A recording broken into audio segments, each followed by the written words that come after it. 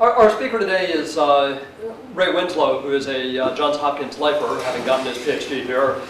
He is not only a professor in biomedical engineering, but also a double center director. So not only director of the Center for Cardiovascular Bioinformatics and Modeling. Bioinformatics and Modeling. I can't even remember it. But also has just started the new Center for, the new Institute for Computational Medicine, which is going to be one of the anchors of the new computational sciences building, if I'm not mistaken. So Ray got famous for doing quantitative modeling of the heart in a way that allowed people to study disease and make predictions about what new drugs would do. And I think his interests have now extended to modeling other parts of biological systems in much the same way. So Ray, it's an honor to have you here. Thank you. Thanks very much. Thank you, Jason. And I appreciate that this talk is very different than what you would expect when coming to a Center for Language and Speech Processing talk.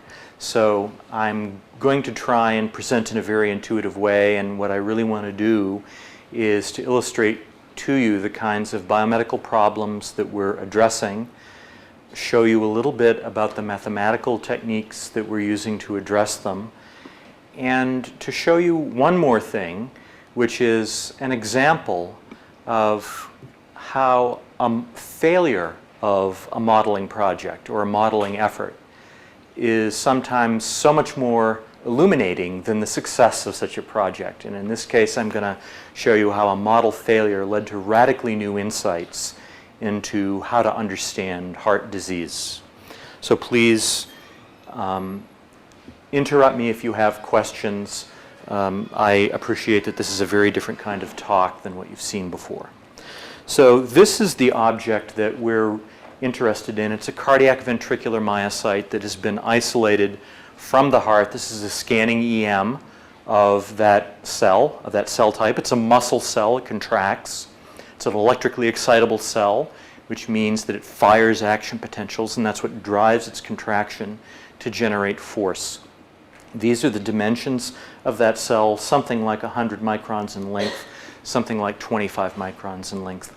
And of course, these are the majority of muscle cells in your heart. The ventricles are large chambers of the heart which serve to generate the power strokes that move blood out of the heart to be oxygenated in the lungs, and then once that blood has been oxygenated, to move it out of the heart to enter the circulatory system and supply the whole heart with oxygen for energy.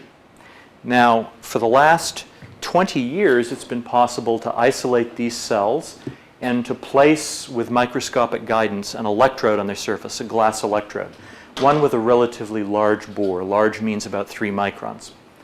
And once that electrode is on the surface of the cells, a little bit of suction can be applied, and the membrane where the electrode is located will rupture and it will fold in along the inner surface of the tip of the electrode, forming an extremely high resistance seal by which electrical current can be moved into the cell. And the importance of that is that this enables investigators to perform what are called voltage clamp experiments. In a voltage clamp experiment, you're able to lock the transmembrane potential to a certain target value by injecting the required amount of current to bring the membrane potential to that value. And you can do it, and so membrane potential everywhere in the cell will be uniform under those conditions. And what that enables you to do is to study the properties of protein assemblies that span the membrane, known as voltage-gated ion channels. And these are proteins whose conformation change when the potential across the membrane changes, and they open and close to allow electrical current to flow into or out of the cell. And that's what generates the electrical activity of these cells. And so we've been able to do this now for 20 years, and so a large base of information has been acquired about how muscle cells in general and cardiac muscle cells are electrically excitable. So this sketch here shows what's known as an action potential. This could be recorded from an individual myocyte. If you pulse it with current, the cell becomes electrically excited, and so this is a plot of membrane potential on this axis versus time. And there's a very rapid upstroke to the action potential, which is generated by the rapid opening of sodium channels that allow sodium to flow into the cell, quickly depolarizing the membrane. And at the same time, a channel known as the L-type calcium channel opens. It opens more slowly than does the sodium channel. Yeah? In these experiments, are the cells immersed in some liquid? Or Yes, they are. They are bathed in a solution that is like the extracellular solution in the body. And in addition, this pipette contains, as best we can design it to contain, a solution which is similar to that within the cell. And so we're trying to maintain both the outside environment and the intracellular environment, because if you make a hole in that cell, then these solutions can equilibrate with one another, and we don't want to perturb and disrupt the cell from its normal state. So this generation of the sodium current causes the upstroke of the action potential. Turning on this calcium current produces an inward flow of calcium that maintains this action potential. And how long this action potential will be is determined by a balance between this influx of calcium and an efflux of potassium through potassium channels that also open slowly on depolarization. So there's a delicate balance here that helps determine action potential duration. And if this cell were connected to a neighboring cell by gap junctions, this membrane depolarization in cell A would drive current into cell B and cause it to become excited, and so that's how current will spread throughout the heart. Now these properties... A couple of quick questions? Yeah. If this isn't going to delay it too much, no, go ahead. we could probably spend all day on your first 5 slides. Yes. And leave much enlightened by that. But when current spreads, is there any direction to that, or it's just like a chain reaction where any cell becoming excited will cause the rest of the heart to get excited? This is a very important factor. When cardiac fibers are, since they are long, thin cells, they form long, thin fibers. And these proteins that enable current to flow from one cell to another have a higher density at the ends of each cell, with a much lower density on the surface. And so the orientation of fibers is the preferred direction of conduction within the heart. And knowing that is absolutely fundamental to being able to model excitation in the heart as a tissue. And shortly I will speak to how we go about getting that kind of information, but it's crucial. Okay, and there's no preference between east and west, as long as it's lateral, as long as it's longitudinal. It doesn't, either direction is as good as the other. The world is complicated. There is a preference. And so if this is a cardiac myocyte running around the heart like so, then cardiac myocytes tend to stack in sheets. These sheets are thin. They're about 4 cells in thickness. And within a sheet, there's strong interaction on the lateral surfaces. But across sheets, there's very little interaction. And so the presence of these sheets and that laminar organization does regulate in the bulk tissue the rate of electrical conduction in the direction that is across these sheets. That's another major factor that shapes conduction within the heart. We can measure both of these things, incidentally. Yes? one more question. These sodium and potassium infusions that you talked, are they ions that you're talking about? They are ions. Sodium concentration is high outside the cell. So when sodium channels open, sodium will rush into the cell and depolarize it. Potassium concentration is high within the cell. So when potassium channels in the cell membrane open slowly, they will ultimately lead to an outward current, that's what I'm showing in these traces here, that will control this recovery from the action potential. This is all quite similar to nerve cells, right? Very similar. The theory for modeling this behavior came from the Hodgkin-Huxley theory of the squid giant axon potential. So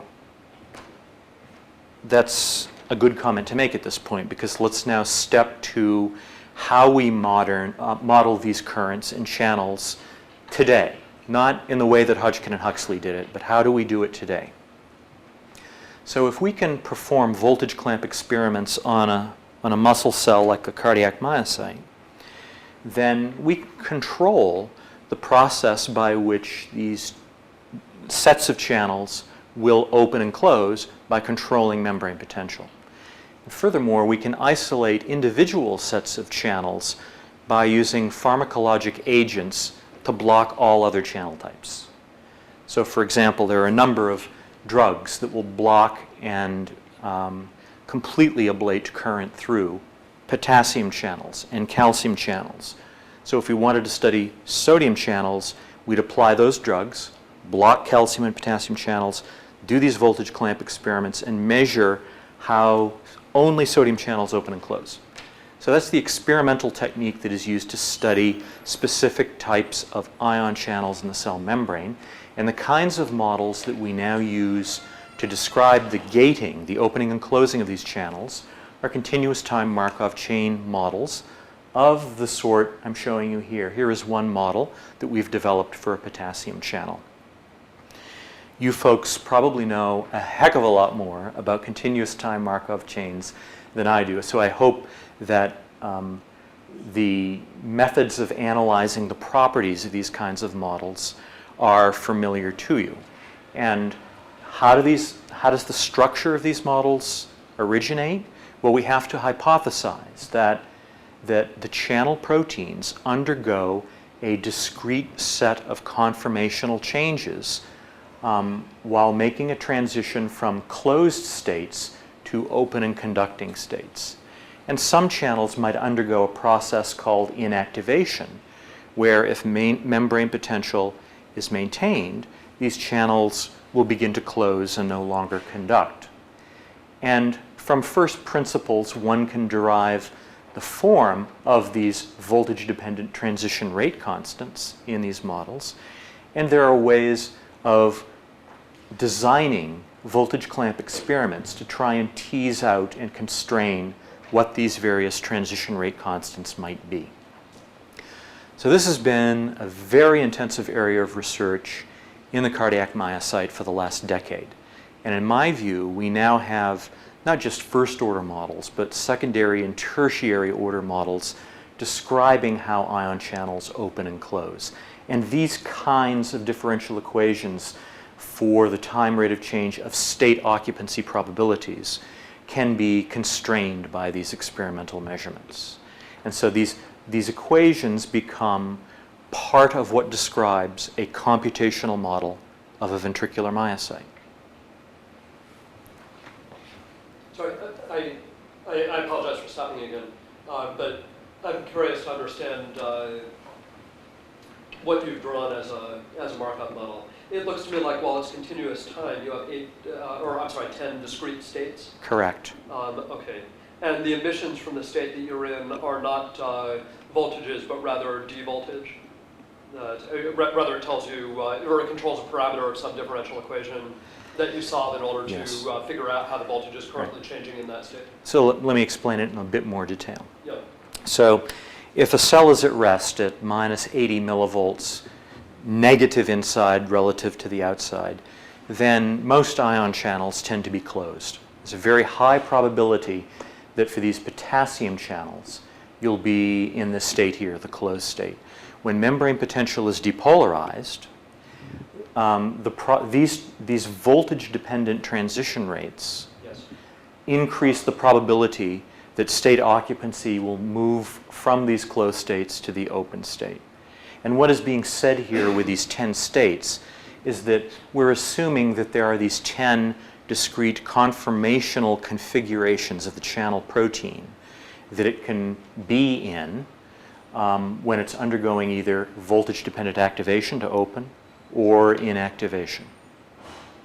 And that's a hypothesis. And the hypothesis is tested by seeing how well a model of this structure will fit the experimental data. And if it doesn't We refine the model until we get one that is as simple as it can be, yet seems to do a good job at fitting the experimental data. Okay, so the observable confirmation that the cell is in state C3 rather than C4 during a particular interval is that its conductivity is discretely different, according to the model, which might be an approximation, when it's in C4 than it is in C3. So what it's affecting is the conductivity? That's a good question, because the only state transition that we can observe directly are, with most conventional methods, are transitions into the open state or out of the open state.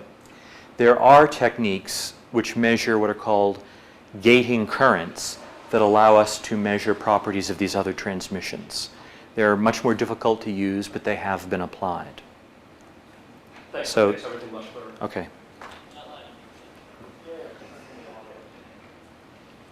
So I've done a whirlwind description of how we model individual voltage-gated ion channels and how that leads to this master equation describing state occupancy probability for a certain kind of channel given membrane potential. And we do that kind of modeling for all of the different ion channels. But there's another critically important state variable that we must describe, and that is membrane potential itself. We don't typically voltage clamp cardiac myocytes. Cardiac myocytes are electrically excitable cells. Their membrane potential is varying in time depending on heart rate and other factors. And so we need to make some assumptions about how we're going to describe the cell and the properties of its membrane potential. And what is typically done is to assume that this is the outside world, this is the internal world of the cell, and that potential is uniform everywhere in the cell. That's what the circuit with two nodes, one extracellular, one intracellular, is really saying. And these boxes here are variable resistors. The resistance value is determined by membrane potential, and they represent various ionic currents, voltage-gated ionic currents. This capacitor represents the cell membrane capacitance, and these current sources in this schematic illustration show other kinds of ion transporters in the cell membrane that I haven't spoken to you about yet, but there are other pumps and other kinds of proteins that transfer ions across the cell membrane.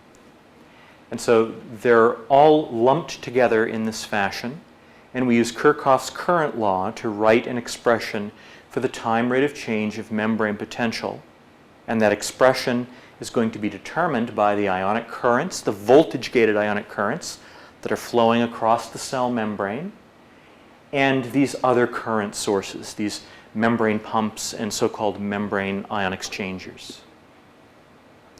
So here's another type of ordinary differential equation, a nonlinear equation, that goes into the formulation of a model of the cardiac myocyte. And finally, the next kind of equation we use is an equation that describes the time rate of change of ion concentrations in all the model compartments that we define. It could be as simple as the inside world and the outside world, and for the outside world we usually assume it's an infinite bath, well-stirred bath with uniform concentrations that don't vary in time. And for the inside world, since the volume of the cell is very small, we know that current flux carried by charged ions can induce changes in ion concentration within the cell, and they're very important to characterize and model. And this equation just says that the time rate of change of concentration is proportional to the current flowing into the cell that's carried by a particular type of ion, and inversely proportional to the volume. So if the volume of the cell or the compartment goes down, a given current will result in a larger change in concentration within that compartment. And it's equations like the ones that I've just showed you that are brought together and must be solved simultaneously to describe the behavior of a cardiac myocyte. And this slide is just intended to give you an overview of the different components that are in today's models.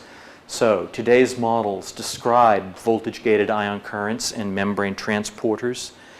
They describe another important process that I'll describe briefly here. It's known as excitation-contraction coupling. When calcium channels in the cell membrane open, and that allows calcium to move into the cell, these calcium ions bind to another type of channel that is located in the membrane of another organelle within the muscle cell. That organelle is called sarcoplasmic reticulum, and you can think of it as a bag within the cell that buffers and stores calcium. When these channels that are called ryanodine receptors, or RyRs, when they bind calcium, they open and they allow this stored calcium to flow out of the sarcoplasmic reticulum into the cytosol. And that's what triggers muscle contraction.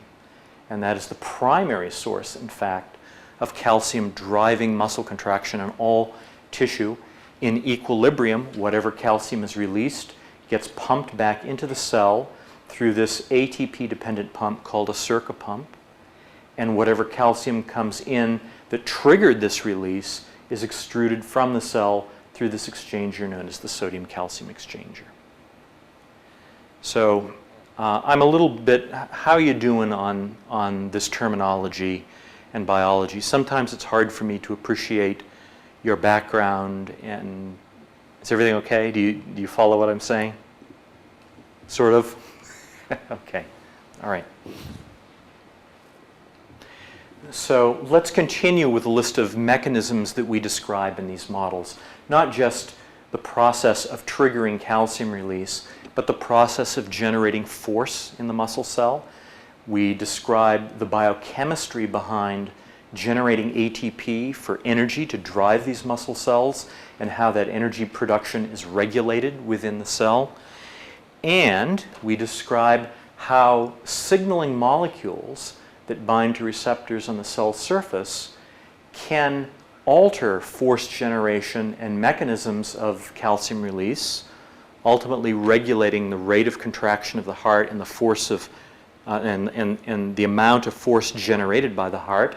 This is known as the beta-adrenergic pathway, and commonly known as the fight or flight response. When you become stimulated, frightened, alarmed, it is these beta-adrenergic receptors that are being activated, causing your heart to pump more quickly and to pump more forcefully to send extra oxygen to the body.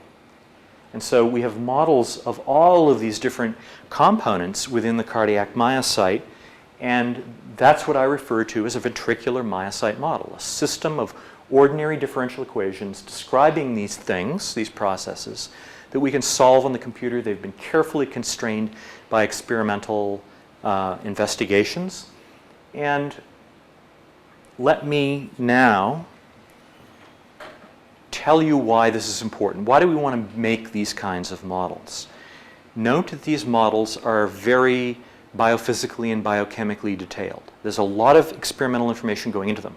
We want to create these models so that we can, in a very quantitative way, understand the molecular basis of heart disease. Because if we can begin to understand that quantitatively, that will give us insight into into what causes heart disease and potentially how to treat it. So let me show you one of our most significant results in this line of research, and it was achieved in the following way. We have this comprehensive model that I just described to you of a ventricular myocyte. And we were interested in applying this model to understanding why it is that patients who are suffering from a disease known as heart failure, also known as dilated cardiomyopathy, have such a very high risk of dying from sudden cardiac death.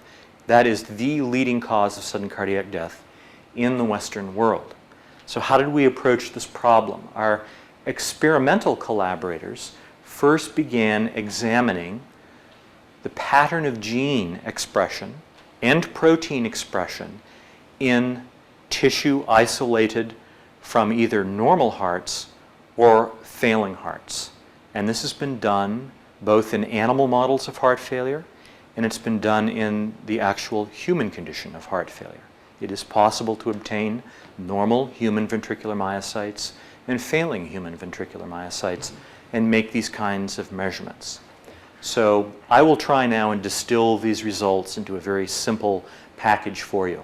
What they discovered was that 2 of these voltage-gated potassium currents that I mentioned were downregulated in end-stage heart failure. Why might that be important? If potassium currents control efflux of potassium and they are downregulated, then less potassium will flow out of the cell, and that might delay the repolarization of the action potential. The action potential might become longer. And lengthened action potentials is a characteristic feature of all kinds of heart failure. And we know that when action potential duration becomes longer, the risk for arrhythmia is increased. We even understand the mechanisms. And I don't want to go into the mechanisms. Just accept that statement that long action potential duration increases your likelihood of life-threatening arrhythmias. So these results seem to make sense intuitively.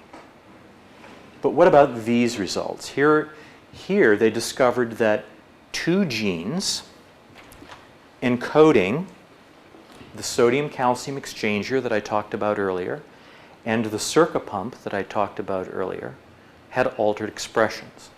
The genes and proteins encoding the sodium-calcium exchanger were dramatically upregulated. More of these exchanges were made in the failing heart. The consequence would be that more calcium gets extruded through that pathway, reducing calcium levels within the heart. Fewer of these Circ pump proteins were produced in the failing heart, reducing the amount of calcium that's transported back into this organelle that I mentioned, the sarcoplasmic reticulum. Now, that's all fine and well. I think intuitively you can see how this might affect the force of contraction, but intuitively, at least to me, it doesn't seem like this could have any effect on action potential duration. So we assembled these findings into our model. We integrated these findings into our model. Yes?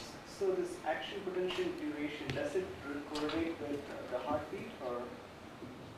Yes, it does. There are ionic mechanisms such that when heart rate accelerates, the action potential duration gets shorter to accommodate that acceleration. In heart failure, heart failure is a condition in which the heart is pumping weakly, and so it's not able to provide sufficient oxygen to the body for the patient to survive.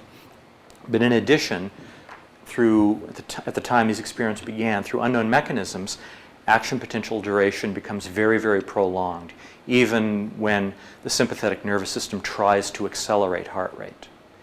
And that's what was risky, that in turn can lead to events that predispose the heart to arrhythmia. There are many mechanisms that regulate action potential duration, and heart failure seems to be a disease in which those mechanisms are disrupted to a large extent. So the way we tried to model all of this was to take this information on what proteins are up and down regulated and incorporate it into the model by virtually changing the amount of current through the sodium-calcium exchanger pump, by virtually changing the density of expression of each of these model ion currents and channels, and pardon me, doing the same for the Circ pump. And our hope was that by doing this, we could tease out mechanisms of action potential prolongation. Here are some results. So these are experimental data here. These happen to be recorded from a model, an animal model of heart failure. It's called the canine tachycardia pacing-induced heart failure model, where a pacemaker is put in a dog heart. The heart's paced very rapidly over a period of about 2 months, and these dogs take on the phenotype of heart failure. Their hearts dilate, cardiac output is reduced, some of the animals even die from sudden cardiac death. And so their cells were harvested. Here's a normal canine action potential in the red. Here's a failing K9 action potential in the green. You see it's dramatically prolonged, almost double normal action potential duration. Same thing is seen in human patients. Absolute same thing. Here is a calcium transient. We talked about mechanisms of the calcium transient a moment ago. This is in response to an action potential within the cell. Normally, calcium levels within the cell will rise from about 100 nanomolar or so to 800 nanomolar or so. But in a failing heart, calcium transients are dramatically reduced in magnitude. So if calcium drives muscle contraction, you can see how this kind of calcium release event might lead to less vigorous muscle contraction and reduced cardiac output. So that's the data. Now here are some modeling results. Here's one of the potassium currents that was downregulated in heart failure. We incorporated that information into the model, and this is what the model predicted about the failing action potential. It doesn't get longer, it gets shorter. And that little notch goes away. Okay? And we've worked through the mechanisms of why this action potential gets shorter when this potassium current is downregulated. We understand that. However, the main point is that this downregulation doesn't explain that kind of prolongation. Now, in addition to this change, we then layered on this change. This is another potassium current. It was found to be downregulated. Here it is. The results of downregulating both of these currents are shown here. Some prolongation, that's going in the right direction, but it's tiny. Both of these factors, downregulating both of these currents, even by not the experimentally observed values, but values that we chose, only resulted in minor perturbation of action potential duration. That's a surprise, and it illustrates, to me, one of the most important features of biological models. Biological systems are inherently enormously complex. And our understanding of these systems now, at least from the experimental point of view, is such that I don't think we can use our intuition anymore to think about how all of these complex mechanisms within a cell interact with one another to give rise to cell behavior. Here's a case where our intuition was wrong. Reducing outward potassium currents should prolong action potential duration. Well, it doesn't in any significant way. Sometimes it even shortens it. But through the modeling, we could understand why that happens and why it does not explain this data. Now, that was an important finding in and of itself, because the current thinking was it's downregulation of these potassium currents in heart failure that is responsible for this and is therefore responsible for arrhythmia. That was shown to be wrong. Yes? Isn't there another interpretation where the model is wrong? So yes. Everything you just said about having intuitions being hard to to trust means that it's very hard to do the modeling, I would imagine. Right. And so you're correct. And so there's a lot that I'm not showing you here. So what I'm not showing you is that at this point, we've made a conjecture. Our hypothesis is that the downregulation of these potassium currents may not be relevant to this prolongation. So, it's an important question. Let me return to it after I describe the actions of the calcium cycling proteins. So, here are the two proteins involved in EC coupling that either had downregulated or upregulated expression. When we alter the value of the level of expression of the Circ pump in the model, we get very long action potential prolongation. And when we layer on this other effect of this other protein being upregulated, for reasons I won't describe, action potential duration shortens, but still both of these effects account for these data. Now your question is, how do we know the model isn't wrong? Great question, because in order, a language has emerged in our field called validating a model. Early on in biological modeling, particularly of these cells, it was considered enough for models to reconstruct what was observed. But at this point, we have made predictions from the model. We have predicted this doesn't matter, and this matters a heck of a lot. So at that point, we used that result to get our colleagues to go out and conduct a number of experiments that test this prediction. And those experiments tested that hypothesis in about three different ways of looking at that question, all yielding results that were absolutely consonant with this hypothesis. But verifying that your models are able to predict behavior not included in the model development process is very important, of course. And that idea has really gotten through to the modeling community now.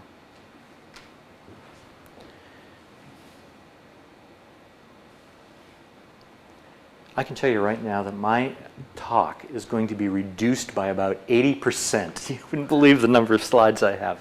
I hope you're getting something out of this because I'm enjoying your questions and interacting. Here is another model success. Here is a pacing protocol. Imagine that we have a bundle of muscle fibers and we're stimulating them periodically, and therefore they're contracting periodically, generating force.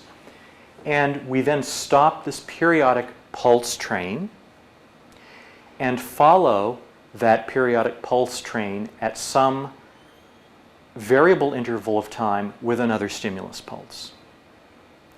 And then, at some fixed time after S1, in this case 3 seconds later, we deliver another stimulus pulse. So the picture that you should have in your mind, periodic pulsing, and these two pulses are always delivered, but they kind of slide along. And we're varying the interval between S0 and S1, dragging S2 with us as we do that. So it's a complicated stimulus protocol, and we wanted to determine if the models were able to reproduce experimentally measured force transients. So let me show you the data. This is the force transient generated in response to this last pacing stimulus. Each one of these curves here, like this one right here, represents a force transient in response to S1 delivered at that interval. And then, 3 seconds later, we give S2, and that's the force transient we measure. So as we vary this interval, for example, if we make it shorter, this might be the response to S1, and this might be the response to S2. And we're just superimposing all of these responses. And so we see this complicated pattern of force generation to this complicated stimulus protocol. I won't talk mechanism. I will simply say that the model is able to reproduce those features very nicely, making us think that, gee, the model is having reconstructive and predictive power. Maybe it's useful. So where are we taking this kind of modeling? Well, we can step from the level of cell to the level of tissue and of whole heart. And this takes us back to the question that Jason asked earlier about factors controlling propagation of excitation in a whole heart. Well, here's a dog heart in an open chest preparation. This little nylon structure is a 512 electrode array being placed over the surface of that dog heart. And we can stimulate at any one of these arrays, and we can record activation times at any one of the other electrodes. So this is a way of mapping electrical activity on the surface of the heart. And there are similar techniques for going into the ventricles and at lower spatial resolution, mapping electrical conduction on the endocardial surfaces within the ventricles. So now I need to tell you about the structure of that heart, because ultimately what we would like to do is we would like to take all of this cellular data, combine it with anatomical information, and use it to model conduction in a whole heart. Yes? So in these experiments, when you give an external stimulus, would you isolate the stimulus that comes from the nerves and so on to the heart? Yes. Typically, we typically use pacing protocols that either employ a more rapid pacing rate than the normal rate of the sinoatrial node, so that the heart is driven by the faster pacing protocol, or the sinoatrial node is ablated in some way so that it's not available to electrically activate the heart. The sinoatrial node is the pacemaker of the heart, and the cells in that region fire in an oscillating manner, and that is what determines heart rate. And so if we ablate that, then we're free to stimulate the heart in any way we wish, and that's what was done here. So to Jason's issue of structure, there are now imaging techniques. There have been available imaging techniques for quite some time that allow you to reconstruct with high accuracy the geometry of this heart. But I want to return to this issue of fiber structure of the heart. And the analogy that I like the most is, imagine taking a ball of string. It's on a cardboard cord, and you unwind it. And you start wrapping that ball of string back up on the cardboard core, but you're going to rotate the core as you wrap. So as you do this, you get a new ball of string, but if you were to look at the layers of string, they're twisting as you go through the depth of that ball of string. That's the way the heart is put together. If this is the heart, the fibers of the heart twist as you move through the wall from the inside to the outside, so that they're rotating like that. They start off like this, rotate in mid-wall or running circumferentially, then they continue to rotate. And there are mechanical implications of this. It helps distribute forces throughout the heart uniformly. If the heart fibers were all running like that, and you have a high pressure chamber that's contracting to pump blood out, it's easier to separate the muscle fibers and burst the heart open. So the heart wouldn't be strong that way. And so we twist the fibers within the heart to make it strong. But that twisting has a major effect on electrical conduction, because direction in the fiber long axis is very fast. Conduction in other directions is slow. So if we are to model hearts, we need to know what this twist is. And that's what's measured here in a technique that we have developed with respect to imaging the heart. It's diffusion tensor magnetic resonance imaging. And the underlying hypothesis of this technique is that diffusion tensor magnetic resonance imaging is used to measure water diffusion in tissue. It can actually provide to you at each image voxel a diffusion tensor, the eigenvectors of which indicate the primary directions of water movement, and the eigenvalues tell you about the rate of water diffusion. We hypothesized that in any local region, if cardiac fibers are bundled together like so and are running parallel to one another in a local region, then water either outside or within these cells will tend to diffuse in a direction that is aligned with the long axis. If that were true, then we could use this technique to measure the direction of the cardiac fiber long axis. So we demonstrated that this is true. We did it by first imaging the heart using this imaging technique.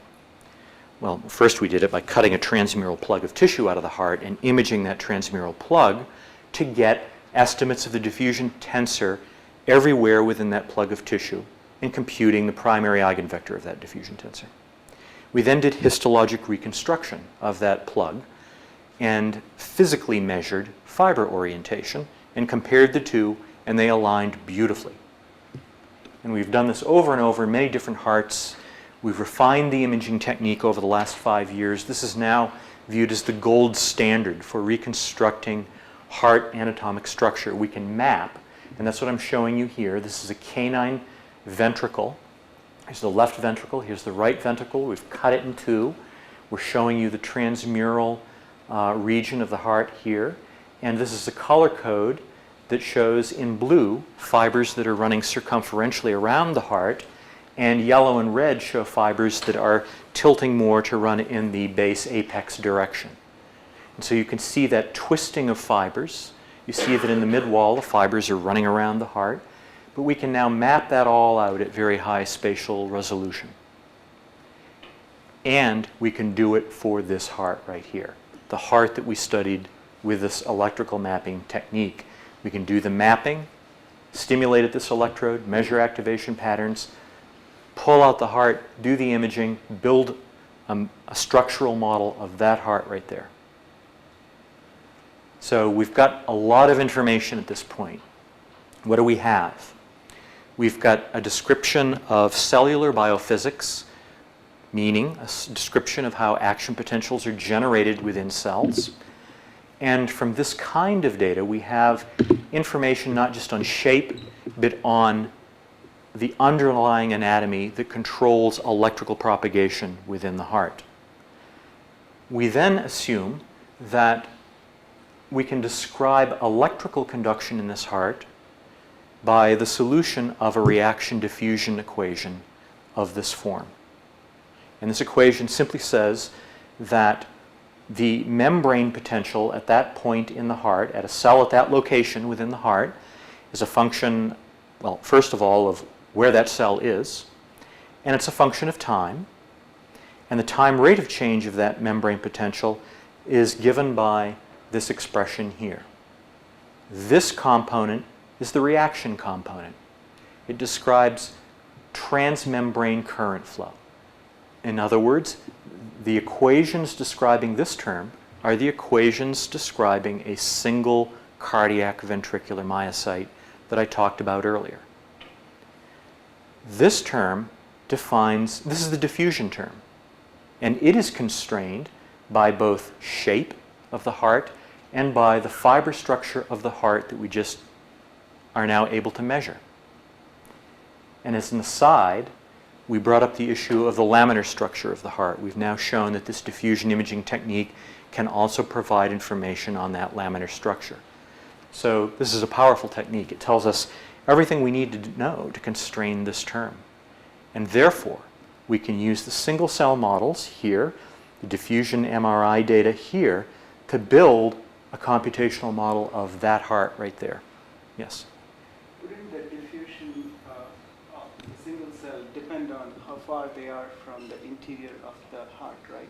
As you go outside, probably the diffusions would be different because your available sodium and potassium from the heart would be different, right?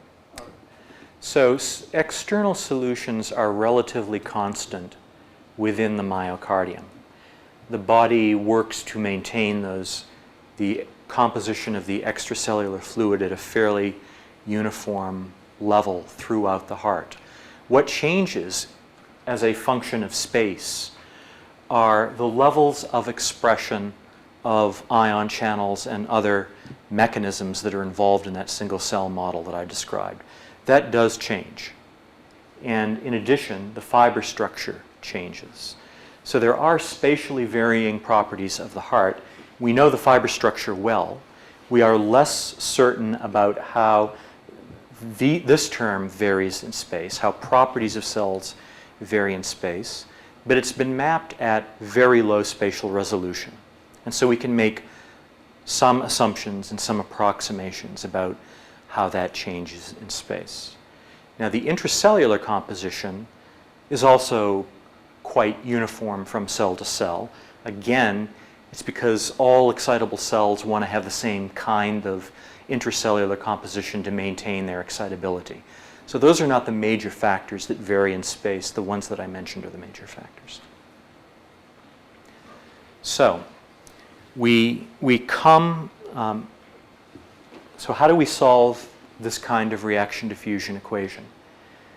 Well, the way we do it is to create a finite difference model in which there are a large number of lattice points located within the myocardium, typically with a lattice point spacing of 100 microns to 200 microns.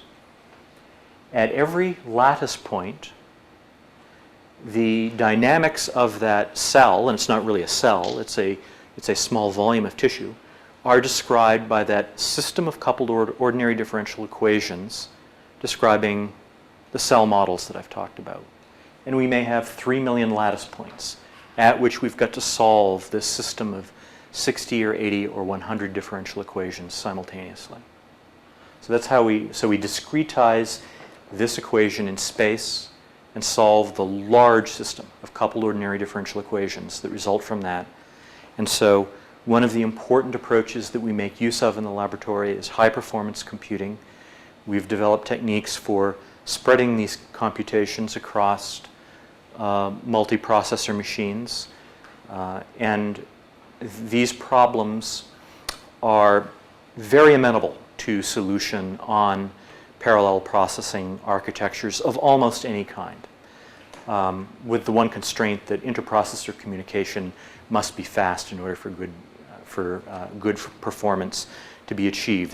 These problems would not run well on very loosely coupled processors with low bandwidth between each processor. I wouldn't take a grid of computers around the country to solve this problem, but I would take a large number of processors with a very fast switch interconnecting each of the processors to exchange data. So here's a static example, a static solution that shows the result of stimulating this heart at 2 electrode points. This is the experimental measurement of when each region of the heart here becomes activated, and that is shown in a color-coded fashion. So red is 80 milliseconds after stimulation, yellow is 60 milliseconds. So you can see a wave is moving out like so. And here's the simulation result.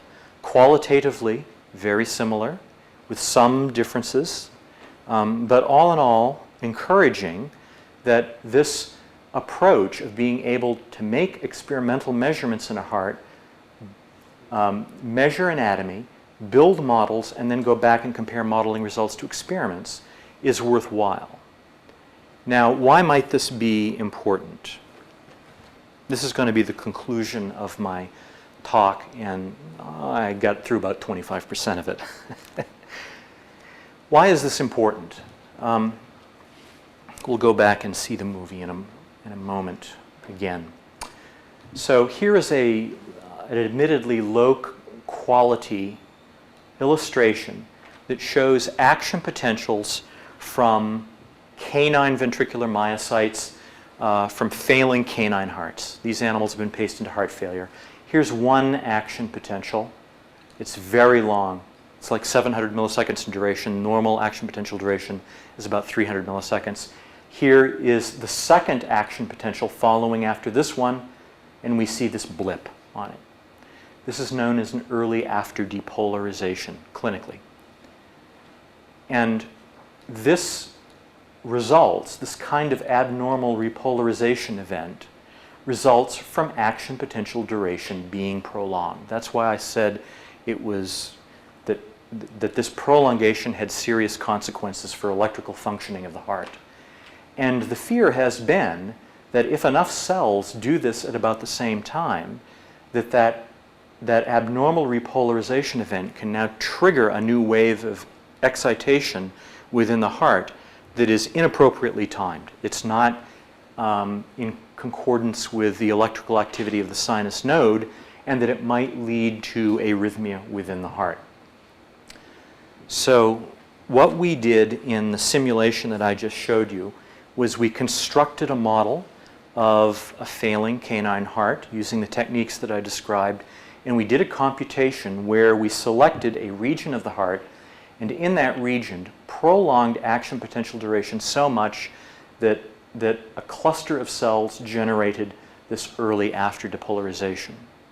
We stimulated this heart once. There's no other stimulus here.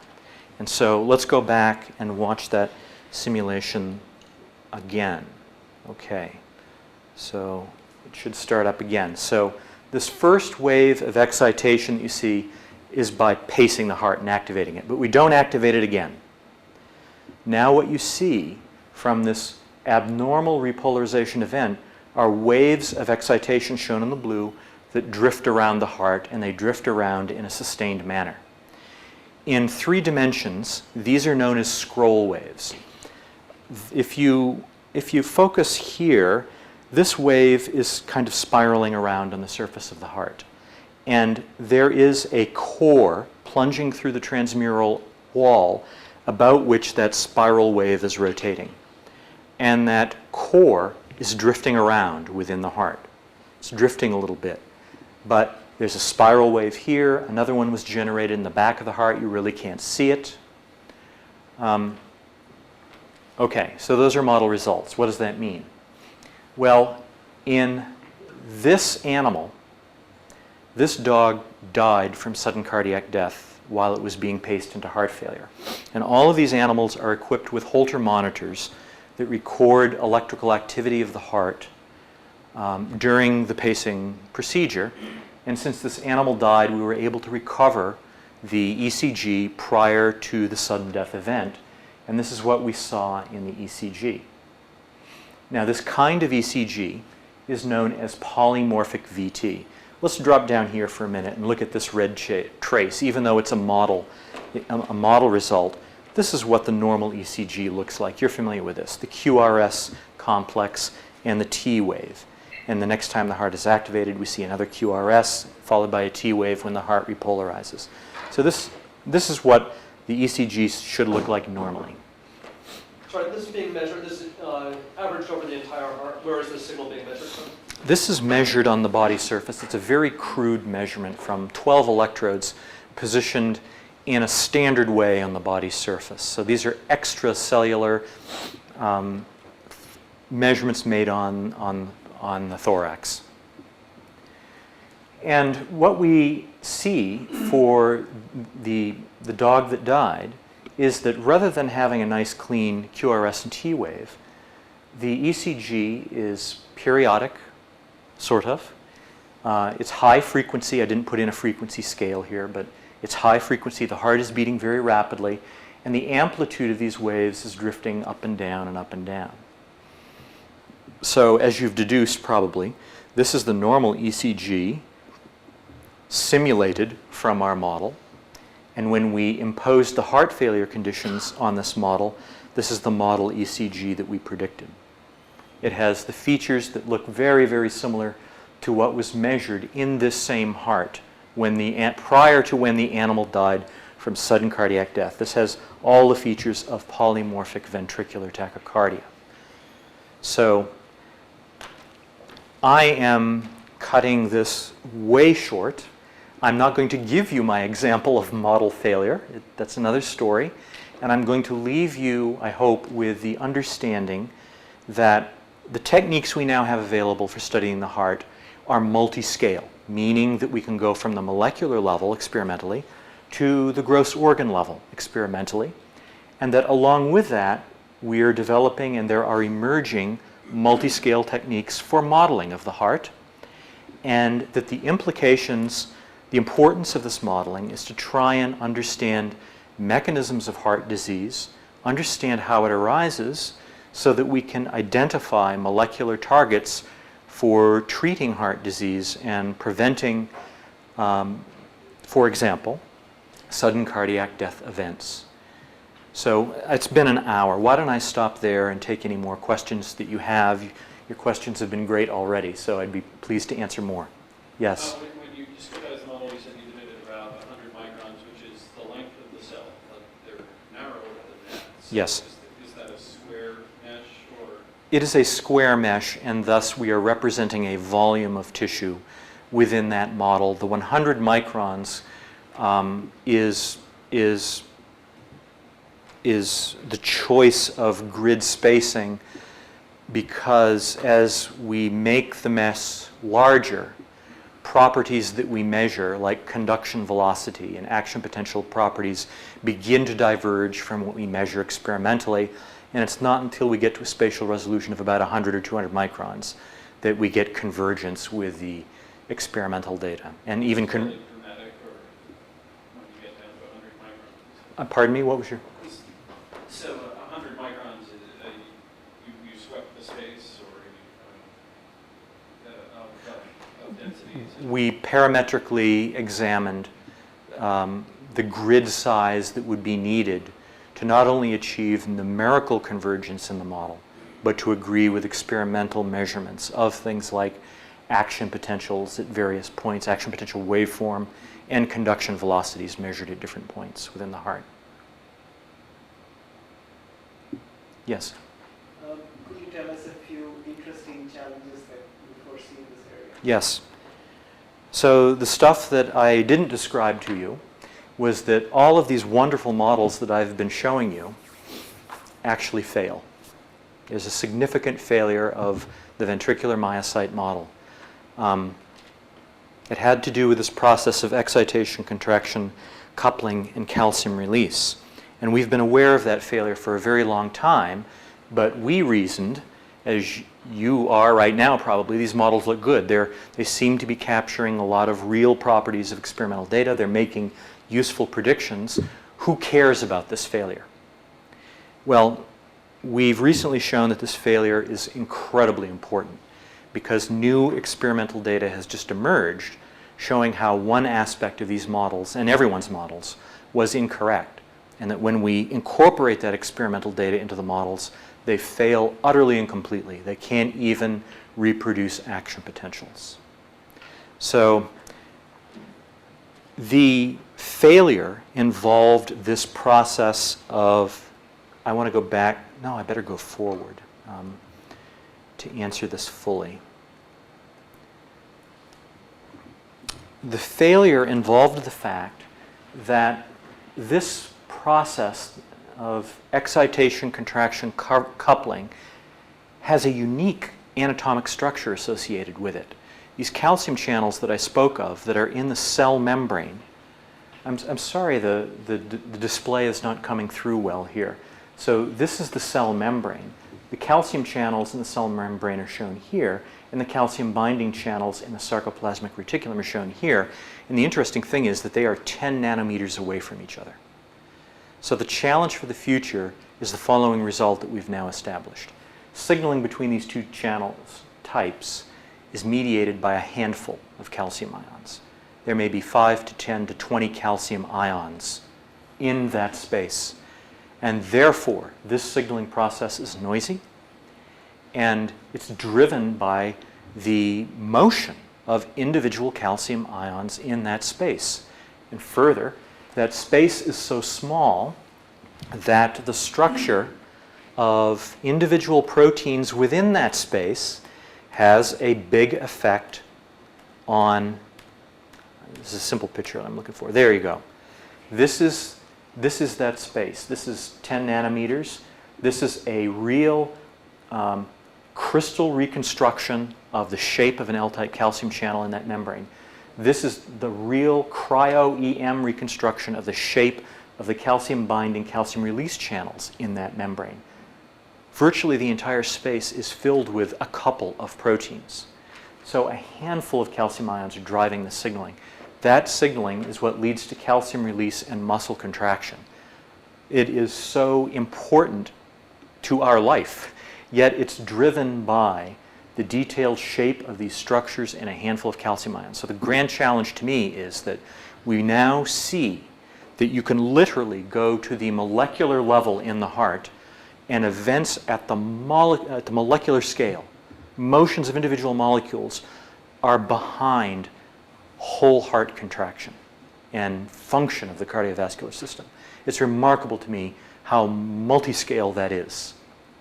And there are enormous conceptual challenges, not even computing challenges, but mathematical challenges to understanding how to go from this scale to higher levels of modeling that abstract this detail in a meaningful way. And there are actually some lovely mathematical approaches to doing this that are actually working out. And that's what I'd wanted to present to you. That was, in fact, the main message of the talk, how to take advantage of processes that occur over very different time scales to construct more simplified and more simplified mathematical models, beginning at this level, but working up to the level of whole cells and thus of the heart. I think that's a huge challenge. And number two, I think that really taking these models and these approaches and using them to drive how we do cardiology and how we think about treating patients is another major challenge. This remains in the basic science realm. We can make suggestions about molecular targets, but does that sink into the mind of the scientist in the pharmaceutical company? And is this kind of thinking in the mind of the practicing cardiologist? It's not. I think that getting models into the real translational aspect, translating models to medicine, is what our institute is about. And I think that's a huge challenge. But if we can do it, it's a tremendously rewarding and I think important result.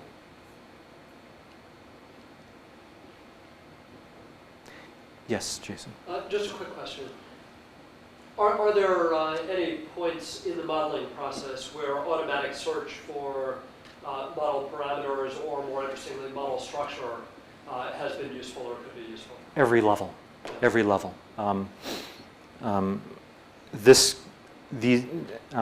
Searching the space of models and the space of parameters of models is enormously important. This is why we try to build models in a modular fashion, a hierarchical fashion, so that we can do what you just talked about to constrain a model of a certain kind of channel. And then once we've done that as well as we can, and we're really happy with it, kind of lock that model in place. And now the idea is, how do we take another model that's been developed in a similar fashion, integrate them together at the level of the cell? And you see these kinds of parametric simulations and the need to search in an optimal way on model structure and model parameters at every single level we model. Some of the biggest computations we've done, in fact, have not been the whole heart simulations. They've been simulations of individual sodium channels where we're searching through simulated annealing procedures, stochastic optimization methods for optimal model parameters that fit data and that predict data. So two follow-up questions. One is how much data do you use for training? And the other is what are the kinds of structural parameters that you're able to manipulate? Yes. So what kind of, what are the model family? What's the shape of the model family? Well, if you recall that Markov chain model of the potassium channel that I showed you, what would be the parameters of that model? Well, the number of closed states, even the number of open states and the number of inactivated states would be parameters. Sure, and the topology of the interconnection. And there are, and in addition, are there any simplifications that we can make that are appropriate to make to simplify the nature of those voltage-dependent rate constants, which we always do. We don't leave them general. We try and make assumptions like the following. All ion channels are made from 4 protein subunits, every one of them. Is it okay to assume that these subunits function independently? If they do, there are enormous simplifications that one can make in determining those rate constants. If no, then we have to open up the search space more broadly and then perhaps impose some other constraints. Another constraint is microscopic reversibility. No matter how you circulate through a loop in one of those models, the total energy state that you start at, you must arrive back at, of course. And so these are further constraints on model parameters. In terms of the data, we're fortunate here to have a large team of investigators in cardiology who do this kind of channel experimentation, and they can collect very extensive data from voltage clamp studies, which typically these voltage clamp recordings study the macroscopic behavior of ensembles of channels, or they can pull out patches of membrane with a single channel in it and look at single channel gating. They can apply drugs. They can study gating currents to get at the dynamic properties of transitions between closed states. So for channels, there's a lot of constraining experimental data. Things become more nebulous as we move to the level of the whole heart. It is harder to make precise measurements and probe that system. We can only record at the epicardial surface, not in the transmural depth. So models become more speculative at that level. Yes? It appears to me that unlike the usual modeling that I think about more abstractly, you have data, you want to explain it. What seems to be a big opportunity here is that eventually whatever modeling parameters or whatever structures you come up with, there has to be a physiological basis for them. And all Yes. these people make it possible to test that. So That is exactly right. So much. Is this a reasonable number for it to assume for it in order to explain this behavior? Exactly. The cell has to support that kind of current or whatever it is. Yes. So I think that in biological modeling, it is not possible to pursue it in the abstract. That it is necessary for that modeling to be closely tied to experimentation, and ideally, the experiment should motivate models. The models should serve to refine the experiments to further develop the models. It should be an iterative process, and it only works when it's an iterative process. When that loop gets broken, things go bad. Fortunately, we have a good opportunity to make it an iterative process here. If there are no other questions, then thank you very much for all of your questions and your attention.